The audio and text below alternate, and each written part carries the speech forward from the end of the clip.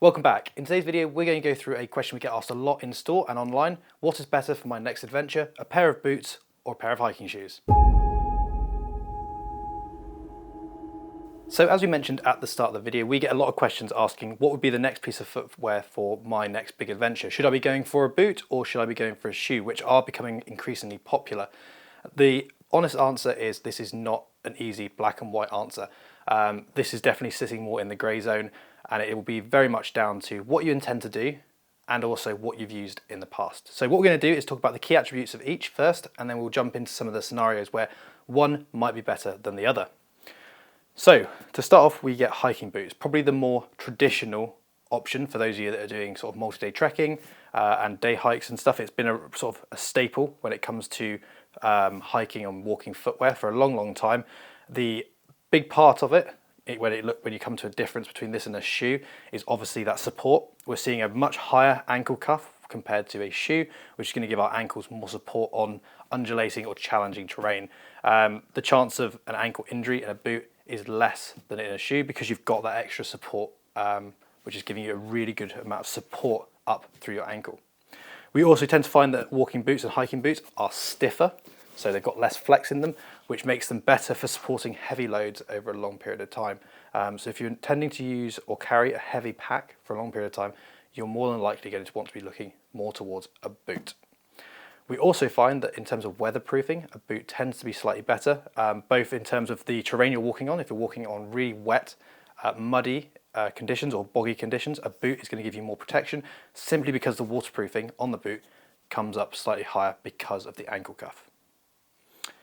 Other than that, the lower part of the boot tends to be very similar to a shoe, but you find because of that stiffness, because of that extra ankle support, that a boot will be a heavier option and normally will take a little bit more breaking in, especially if you go for something traditional like this Olympus, for example. This kind of boot is going to need some breaking in, and it's going to take a couple of walks to really feel nice and comfortable and like it fits your foot perfectly.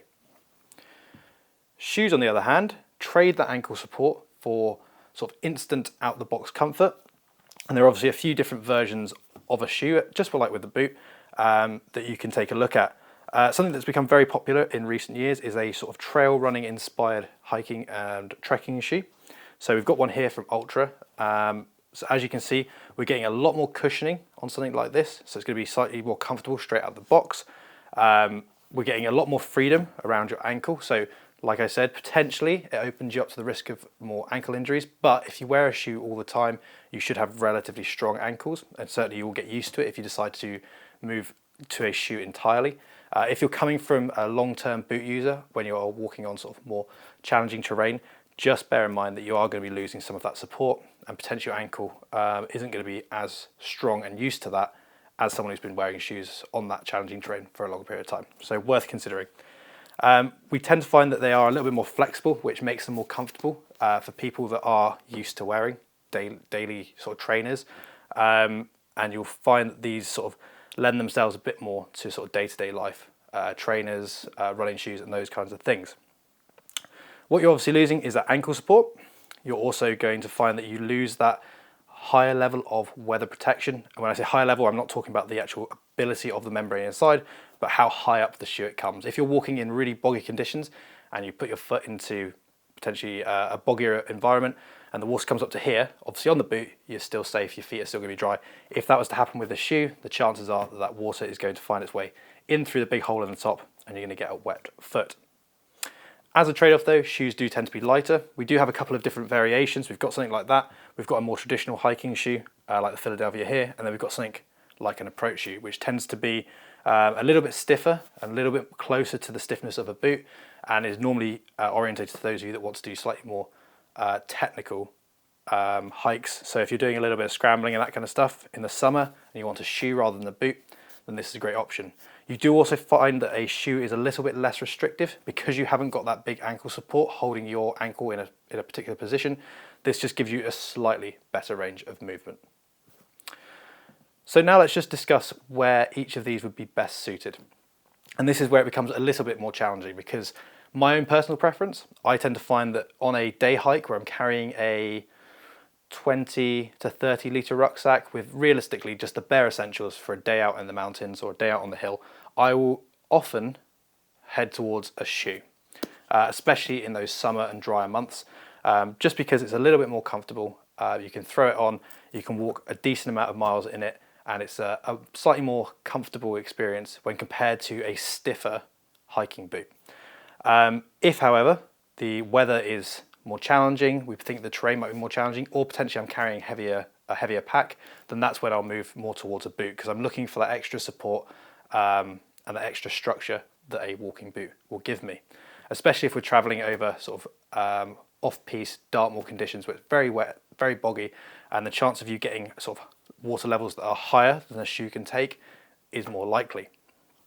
If I'm doing a multi-day trek with a much heavier bag, then that's another reason why I would then shift to a hiking boot, because I'm looking for that additional support and structure that a boot is going to give me. Or if I'm going to be walking in slightly more adverse conditions, and when I say that, I'm looking more towards winter conditions where we might potentially see some snow, then that is when I would potentially be looking at a boot, because I could, if I'm choosing a boot that's got that ability, put a pair of crampons on the boot.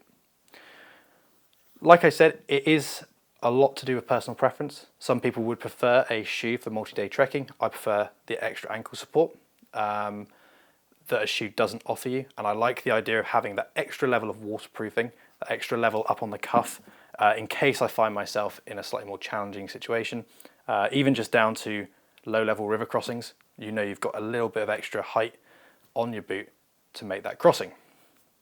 Now, that's where we can bring out something a little bit different, and something that potentially could suit both a boot lover and a shoe lover in one package. And that is the introduction of a mid. A mid is somewhere in between a fully fledged hiking boot and a shoe. So you're getting a level of ankle support. It tends to be lower, ever so slightly, than your sort of more traditional hiking boot, but it also has a lot of the features we sort of know and like from shoes. They tend to be far more comfortable straight out of the box. They take a lot less breaking in. And in the case of this Ultra one, has all that cushioning that we know and love from the Ultra trail walking and running shoes. So this is kind of the best of both worlds to an extent. You are sacrificing something from each. So for example, you're not getting as much freedom of movement around the ankle as you would from just going for a shoe, and this isn't going to be up to quite such extreme environments as a fully fledged hiking and walking boot, and potentially isn't going to give you the same level of support that a really stiff multi-day trekking boot is going to. But what it does give you is a bit of a compromise between the two. Maybe you're not in a position to own both a shoe and a boot, and you want something that has the ability to do everything a shoe can do, but you want to sort of just start to move a little bit more into that boot area. You want that bit of extra ankle support.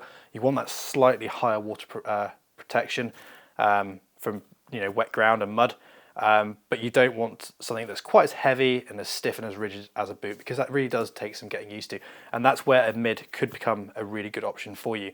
They come in a number of different shapes and sizes. There are some that are slightly lower than this. There aren't many that are higher than this, because then you kind of start to enter the more boot realm. But if you're looking for a compromise between the two, this kind of thing could be a really good option for you. So, to conclude, which one do you need for your next adventure? And that is a challenging question to answer with just a simple this one or this one. And what you need to think about is what you're intending to do, what you're used to, and where you're intending to go. If you want something that's lightweight, very cushioned, very comfortable straight out of the box, and you're going to be doing mostly sort of spring, summer, and maybe early autumn walking, then a shoe is a great option for you, especially if you like the idea of a bit more freedom of movement around your ankle, or potentially you're going to be doing a bit of multi-day trekking, but with a lightweight stripped back rucksack, and you'd like a lightweight piece of footwear on your feet as well.